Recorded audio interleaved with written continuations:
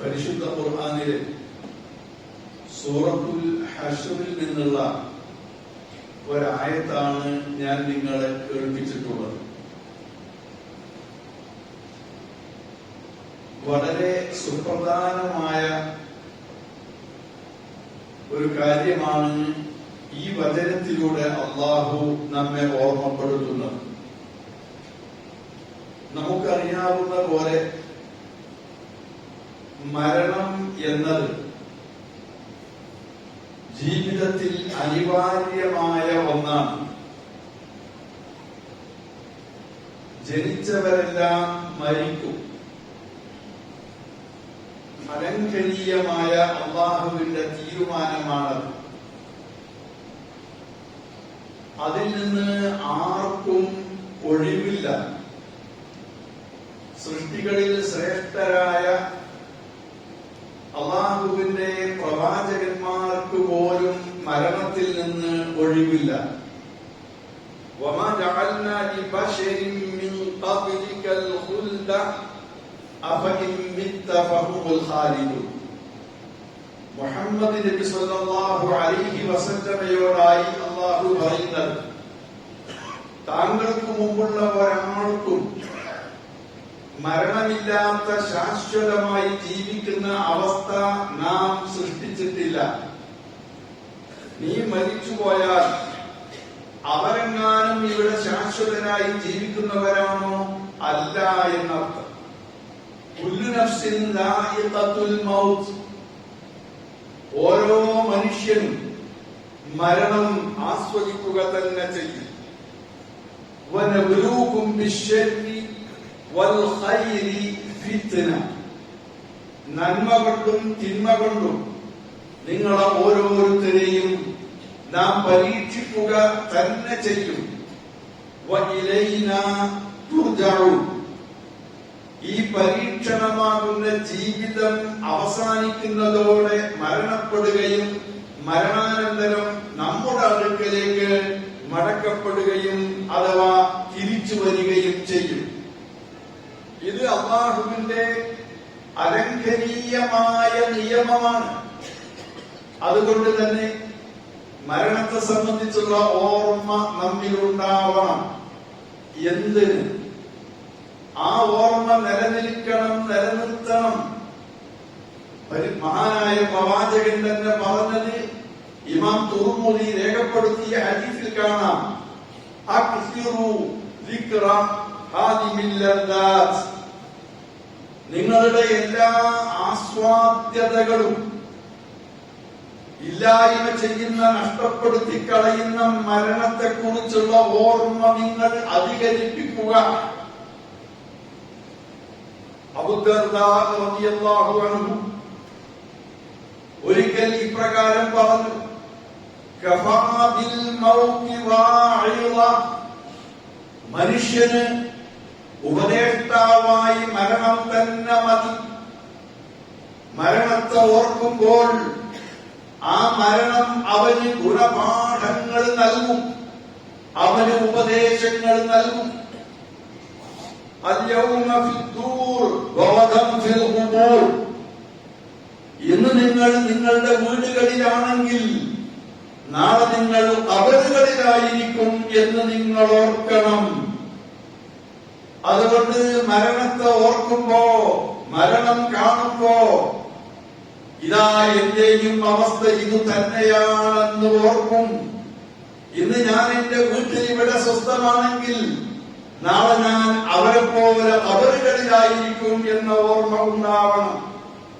ഇമാം ബുഖാരിയും മുസ്ലിമും ഉസാമത്ത് ബിൻ സയ്യിദ് റളിയല്ലാഹു അൻഹുവിൽ നിന്ന് ഉദ്ധരിക്കുന്ന ഒരു ഹദീസിൽ കാണാം, മരണത്തെ സംബന്ധിച്ച് ഓർക്കുമ്പോ പലതരത്തിലുള്ള ചിന്തകൾ നമ്മുടെ മനസ്സിൽ വരും. ഒരു മുസ്ലിം എന്നുള്ള നിലയ്ക്ക് ഒരു മുസ്ലിമിന്റെ മനസ്സിൽ ഉണ്ടാവേണ്ട ചിന്ത എന്ത് എന്ന് കൃത്യമായി കണിശമായി പ്രവാചകൻ പഠിപ്പിക്കുന്നുണ്ട്. പ്രവാചകന്റെ പുത്രിയായ സൈനബ റളിയല്ലാഹു അൻഹായുടെ ഒരു കുട്ടി മരണവക്കിലാണ്. ആ സമയത്ത് സൈനബ ബീവി ഒരാളെ നബിയുടെ അടുക്കലേക്ക് അയച്ചു. എന്റെ മകനിതാ മരണശയ്യയിലാണ്, ഉപ്പയോട് നബിയോടൊന്ന് വരാൻ പറ. നബി സല്ലല്ലാഹു അലൈഹി വസല്ലം ആ ദൂതനോട് പറഞ്ഞു, ഇർജി ഇലൈഹാ ഫഅഖ്ബിർഹാ അന്നല്ലാഹ ഇന്ന ലില്ലാഹി തആല മാ അഖദ വലഹു മാ അഅതാ വകുല്ലു ശൈഇൻ ഇൻദഹു ബിഅജലിൻ മുസമ്മാ.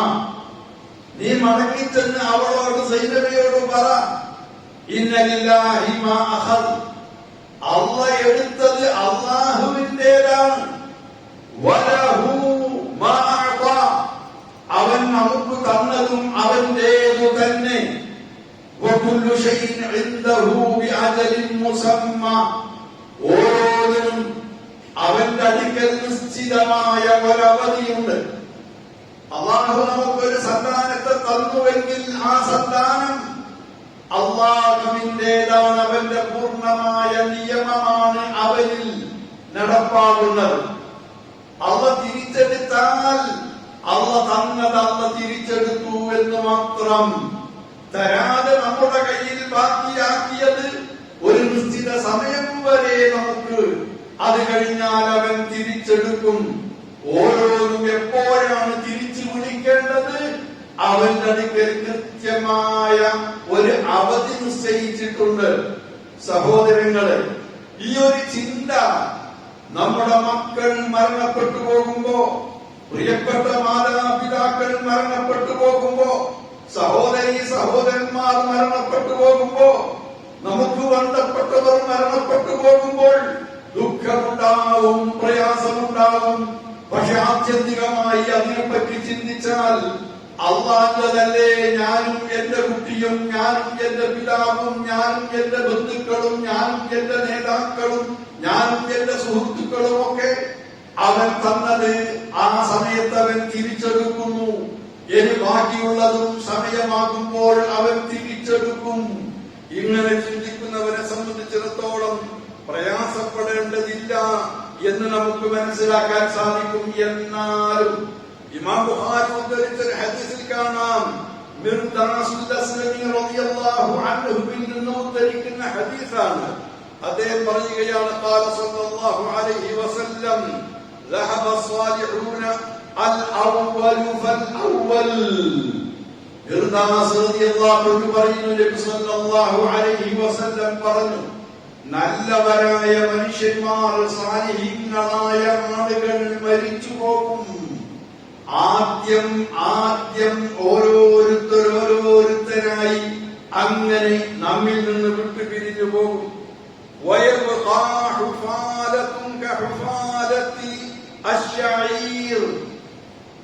ബാക്കിയാകുന്നത് നല്ലതല്ലാത്ത മോശപ്പെട്ടതാണല്ലോ ബാക്കിയാകാറുള്ളത്. നല്ലതല്ലാത്തതിനെ, നല്ലതല്ലാത്തവരെ അല്ലാഹു പരിഗണിക്കുകയുമില്ല. ഖിയാമത്ത് നാളിന്റെ അലാമത്തായി സൂചിപ്പിച്ചത് കാലം മുന്നോട്ടു പോകുമ്പോൾ സംഭവിക്കുന്ന അവസ്ഥയെപ്പറ്റി സൂചിപ്പിച്ചത് ഇതേ കാര്യം തന്നെയാണ്. ഇമാം തുർമുദി ഉദ്ധരിച്ച ഹദീസിൽ കാണാം, മാ മിൻ ആമിൻ ഇല്ലാ വല്ലദീ ബഅദഹു ശർറുൻ മിൻഹു ഹത്താ തൽഖൗ റബ്ബക്കും. ഓരോ കൊല്ലം കഴിയുമ്പോൾ കഴിഞ്ഞ കൊല്ലത്തെക്കാൾ മോശമായിരിക്കും ഈ കൊല്ലം, ഈ കൊല്ലത്തെക്കാൾ മോശമായിരിക്കും അടുത്ത കൊല്ലം, അതിനടുത്ത കൊല്ലം ആ വർഷത്തെക്കാളും മോശമായിരിക്കും. ഇങ്ങനെ ഓരോ വർഷം പിന്നിടുന്തോറും നല്ലവർ വിട പറഞ്ഞ് അവശേഷിക്കുന്നത് നല്ലതല്ലാത്തവരായിരിക്കും.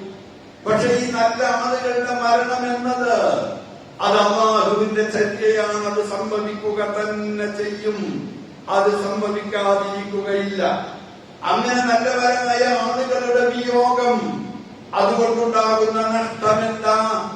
ആളുകൾ ചിലരെ നോക്കിക്കൊണ്ടാണ് പിന്തുടരുന്നത്. നല്ല ആളുകൾ മരിച്ചുപോയി കഴിഞ്ഞാൽ മോശപ്പെട്ടവർ മാത്രമാണ് അവശേഷിക്കുന്നതെങ്കിൽ കാലപ്പഴക്കം കൊണ്ട് പിന്നീട് മോശമായ അവസ്ഥയാണ് നാട്ടിലുണ്ടായിത്തീരുന്നത് എന്നർത്ഥം. എന്നാൽ ഈ നല്ലവരായ ആളുകൾ അവർ സ്വയം നന്നാവുക മാത്രമല്ല, അവർ സാലിഹീങ്ങൾ എന്ന പോലെ മുസ്ലിഹീങ്ങൾ കൂടിയാണ്, ഇസ്ലാഹി പ്രവർത്തനം നിർവഹിക്കുന്നവരാണ്. നിങ്ങൾ നോക്കൂ, ഈ കഴിഞ്ഞ ആഴ്ചയിൽ നമ്മോട് വിട പറഞ്ഞു പോയത് ഞങ്ങളൊക്കെ, ഞാൻ എന്റെ കാര്യം പറഞ്ഞാൽ 40-40 വർഷമായി ബന്ധമുള്ള മംഗലാപുരം എന്ന് കേൾക്കുമ്പോൾ ആദ്യം മനസ്സിലേക്ക് ഓടി വരുന്ന, ഇവിടുത്തെ തൗഹീദിന്റെ ശബ്ദമായിരുന്ന, ഇവിടുത്തെ സലഫി ആദർശത്തിന്റെ മുന്നണി പോരാളിയായിരുന്ന ആ UN അബ്ദുൾ റസാഖ് ഹാജി നമ്മോട് വിട പറഞ്ഞിരിക്കുന്നു. അദ്ദേഹത്തിന്റെ ജീവിതം തൗഹീദി ആദർശത്തിന് വേണ്ടി ഒഴിഞ്ഞു വെച്ചതായിരുന്നു. ആരെ കണ്ടാലും സംസാരിക്കുന്നത് ആദർശമായിരുന്നു. ഈ ദീർഘമായ 40 വർഷത്തെ എന്റെ ബന്ധം ആദർശത്തിന്റെ ബന്ധമാണ്. ഇന്ന് എന്നെ ഇവിടെ എത്തിച്ചതും അദ്ദേഹം റമദാനിൽ വിളിച്ചു വരണം, എനിക്ക് കാണണം, ഒരു ഖുതുബ പറയണം. പക്ഷെ ഞാൻ ഇവിടെ എത്തി, അദ്ദേഹം എനിക്ക് കാണാനോ എന്നെ കാണാനോ ഇല്ല. ഇതാണ് മനുഷ്യന്റെ അവസ്ഥ. അദ്ദേഹം ചെയ്തു വെച്ച പ്രവർത്തനങ്ങൾ സുഹൃത്തുക്കളും സഹപ്രവർത്തകരും കൂടെയുള്ളവരും പിന്നിൽ വന്നവരും ഒക്കെ ഏറ്റെടുത്തുകൊണ്ട് വളർന്നു പന്തലിച്ചു. ഇങ്ങനെയുള്ള നല്ല നല്ല പ്രവർത്തനങ്ങൾ ചെയ്യുന്ന ആളുകൾ നമ്മോട് വിട പറഞ്ഞു പോയാൽ പിന്നെ നമുക്ക് അത്തരത്തിലുള്ള നികത്താനാവാത്ത വിടവാണ് ഇവിടെ അവശേഷിക്കുക എന്നുള്ളത് നാം ഓർക്കണം.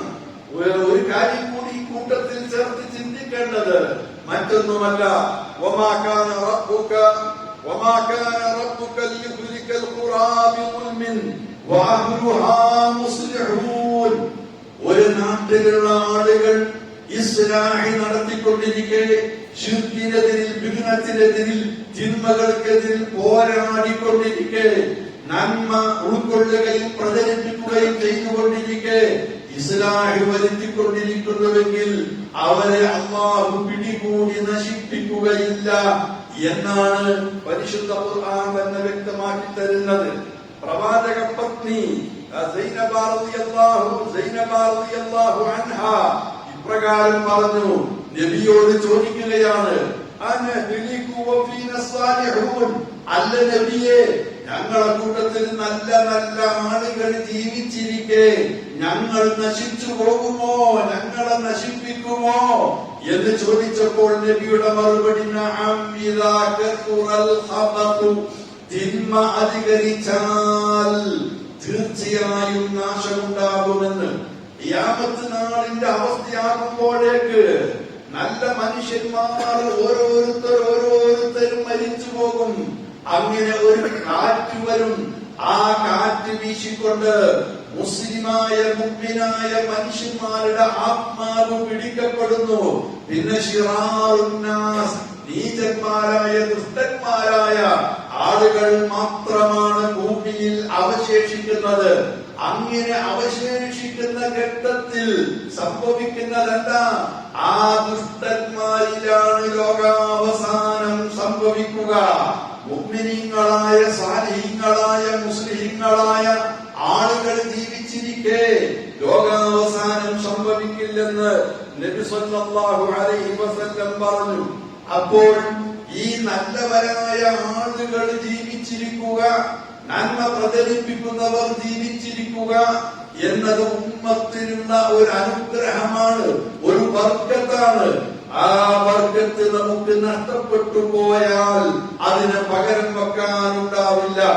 അല്ലാഹു സുബ്ഹാനഹു വ തആല അബ്ദുർ റസാഖ് ഹാജിക്കും നമ്മുടെ കൂട്ടത്തിൽ നിന്ന് മരണപ്പെട്ടു പോയ സകല വിശ്വാസികളായ ആളുകൾക്കും സ്വർഗം നൽകി അനുഗ്രഹിക്കുമാറാവട്ടെ. അദ്ദേഹത്തെയും നമ്മെയും അല്ലാഹു നാളെ അവന്റെ സ്വർഗ്ഗപ്പൂന്തോപ്പിൽ ഒരുമിച്ച് കൂട്ടുമാറാവട്ടെ. അള്ളാഹുവിന്റെ കിതാബും പ്രവാചകന്റെ ചര്യയും പഠിക്കാനും അത് ഉൾക്കൊണ്ടുകൊണ്ട് ജീവിക്കാനും മരണത്തെ ഓർക്കാനും നല്ലത് ചെയ്യാനും നല്ലവരോടൊപ്പം ജീവിക്കാനും അള്ളാഹു നമ്മെ അനുഗ്രഹിക്കുമാറാവട്ടെ.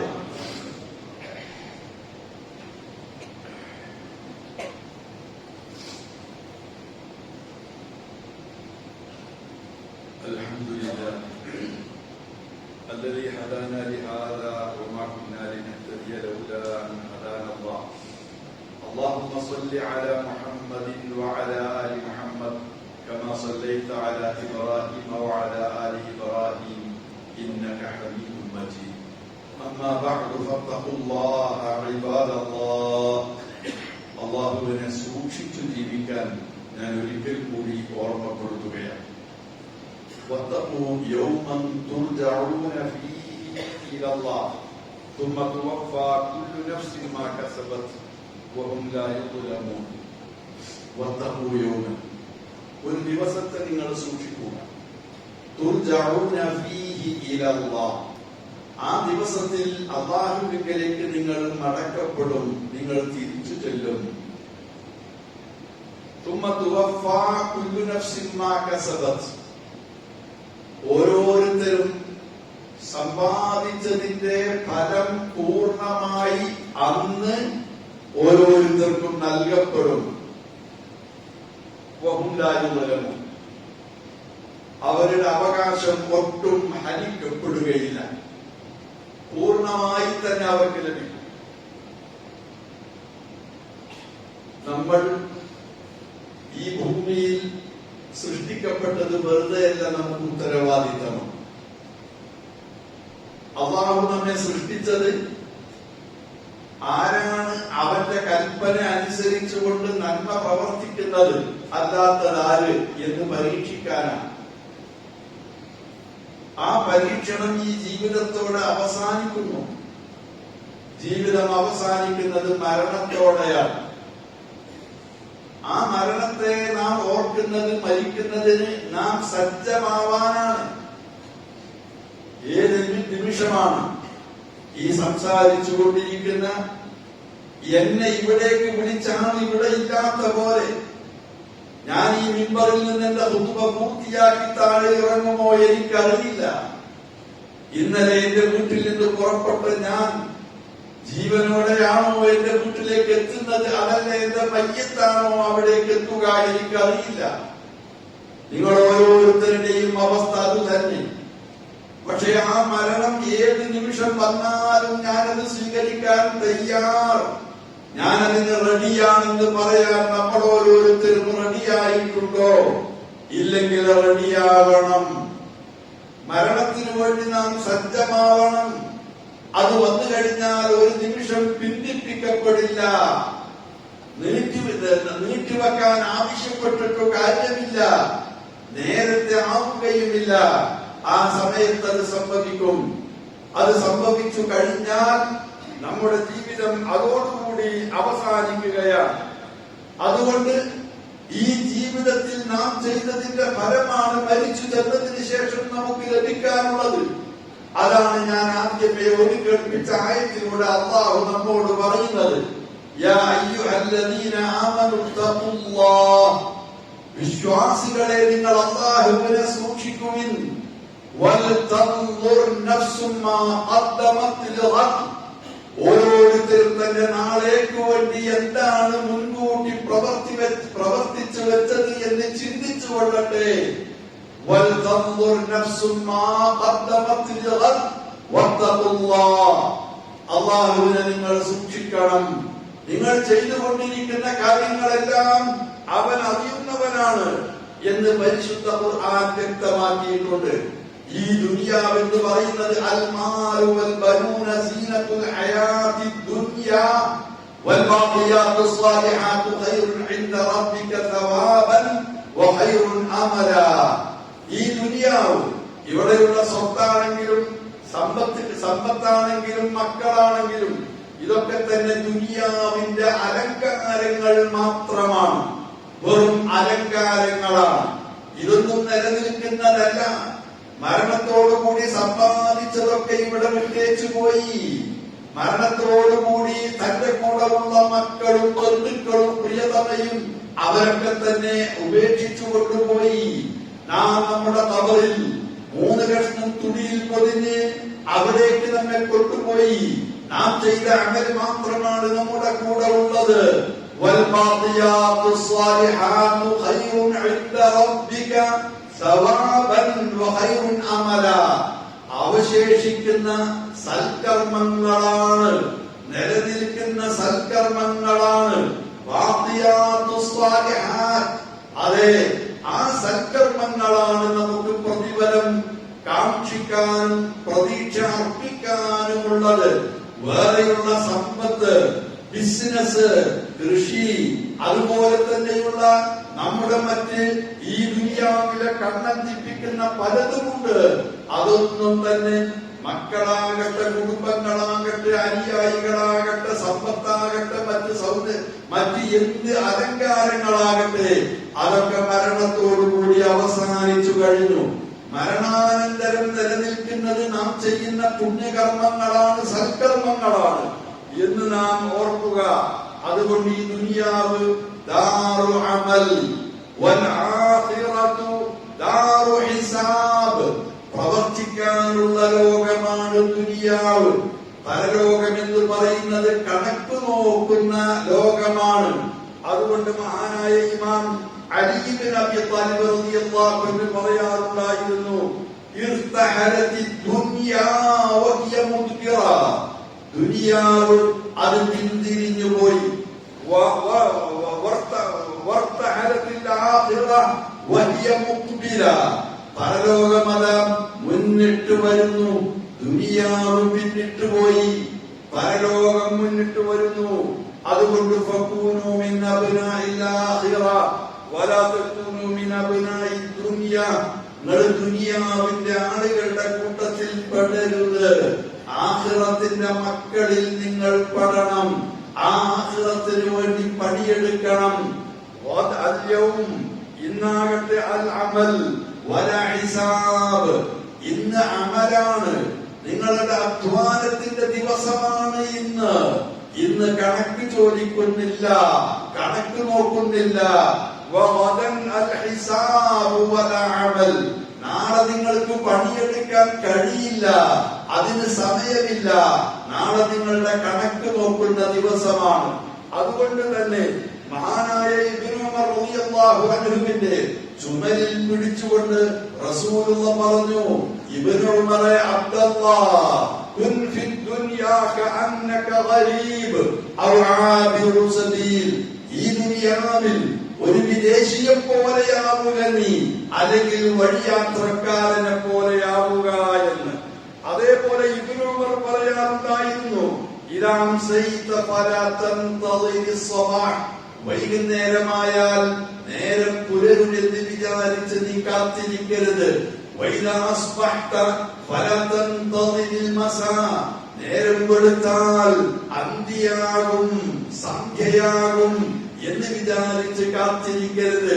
എത്ര ആളുകളാണ് സന്ധ്യക്ക് തന്റെ ബെഡിലേക്ക് പോയി നേരം പുലരുമ്പോൾ ഉണരാതെ മരിച്ചു കിടക്കുന്നത് കാണുന്നത്. രാവിലെ വീട്ടിൽ നിന്ന് ഇറങ്ങിയവരുടെ മയ്യിത്താണ് വീടുകളിലേക്ക് തിരിച്ചു വരുന്നത്. അതുകൊണ്ട് നേരം വെളുക്കുമ്പോൾ സന്ധ്യയാകുമെന്ന് കരുതണ്ട, സന്ധ്യാസമയത്ത് നേരം പുലരുമെന്ന് നീ കരുതണ്ട.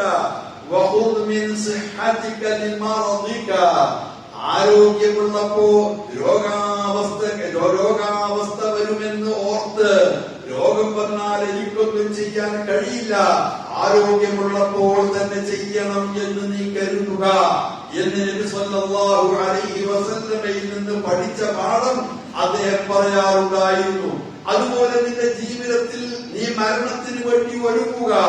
ഇതായിരിക്കട്ടെ ഈ മരണം നമുക്ക് നൽകുന്ന പാഠം, ഇതാകട്ടെ നമ്മുടെ ജീവിതത്തിൽ ഉണ്ടായിരിക്കേണ്ട ചിന്ത എന്ന് പ്രത്യേകം ഞാൻ ഈ സന്ദർഭത്തിൽ ഓർമ്മപ്പെടുത്തുകയാണ്. നാം കാണുന്നതും കേൾക്കുന്നതും അനുഭവിക്കുന്നതും നമുക്ക് ഗുണപാഠമായി മാറാൻ കഴിയണം. നമ്മുടെ ജീവിതത്തിൽ നമുക്ക് നന്മയിലേക്കുള്ള വഴി തെളിയിച്ചു തരണം. അതിന് അല്ലാഹു നമുക്ക് തൗഫീഖ് നൽകുമാറാവട്ടെ. നമ്മുടെ ഈ പള്ളിയിൽ ഏപ്രിൽ 13 മുതൽ 23 വരെ സമ്മർ റെസിഡൻഷ്യൽ സമ്മർ ക്യാമ്പ് നടക്കുന്നുണ്ട്.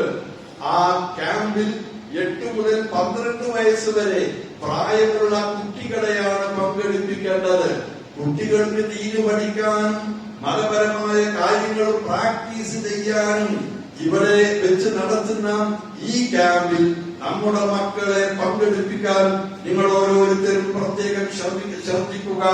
അല്ലാഹു സുബ്ഹാനഹു വ തആല നല്ല കാര്യങ്ങൾ ചെയ്യാനും നന്മയുടെ മാർഗത്തിൽ മുന്നേറാനും നമുക്ക് ഏവർക്കും തൗഫീഖ് നൽകുമാറാവട്ടെ.